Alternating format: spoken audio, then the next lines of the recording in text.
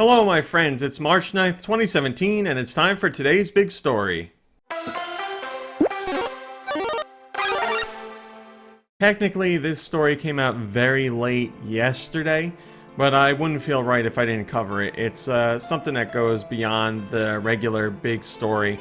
Something I really wanted to make sure I got people to check out, or at least know exists. So the New Yorker sat down with Nintendo's Hidemaru Fujibayashi, and he talked about working on The Legend of Zelda Breath of the Wild. But in that article, he talked a little bit about how Nintendo was so greatly impacted by the loss of Satoru Iwata, their former president. And obviously that happened during the development of Breath of the Wild.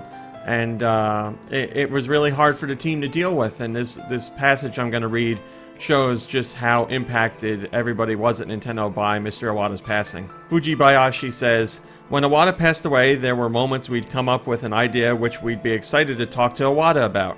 Then we'd remember he was no longer here.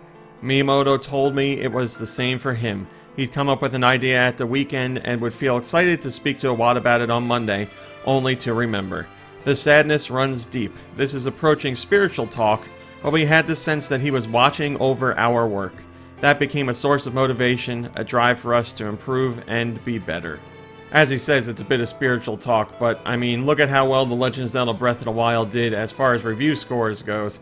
You'd like to think that Iwata's somewhere looking down and congratulating the team on a job well done, and you can imagine that they really put a lot of effort into the project because Iwata was a part of it but didn't get to see it through to the end, so they were like, this one's for Iwata, we gotta make sure we do the best we can. Don Zalug says, "It's still hard to believe he's gone, even after all this time. He is sorely missed." Yeah, I mean, when celebrities pass away, I've never been personally impacted by it. I've always felt sad that they're gone and felt sad for the people that were hurt by it. But nothing that personally impacted me. But when Mr. Iwata passed, I was surprised by how much I was impacted by it.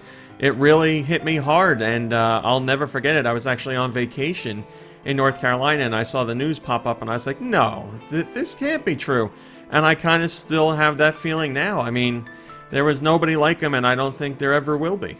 Alright, my friends, that's today's big story for March 9th, 2017. Thanks for watching and liking and subscribing and commenting and all that good stuff. It's very much appreciated.